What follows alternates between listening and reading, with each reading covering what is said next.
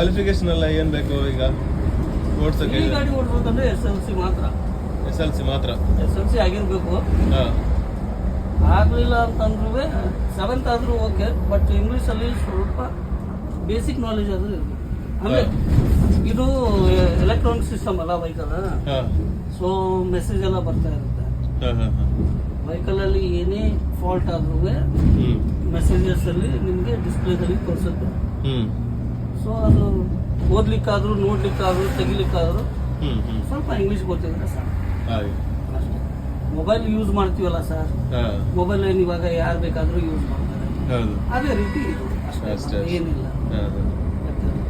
ಸ್ವಲ್ಪ ಇದ್ರದ್ದು ಲಾಂಗ್ ಇದೆ ಅಲ್ಲ, 50 ಮೀಟರ್ ವೆಹಿಕಲ್, ಅದ್ರ ಬಗ್ಗೆನೇ ಒಂದು ಸ್ವಲ್ಪ ಟ್ರೈನಿಂಗ್ ಕೊಡ್ತಾರೆ ಅಷ್ಟೇ.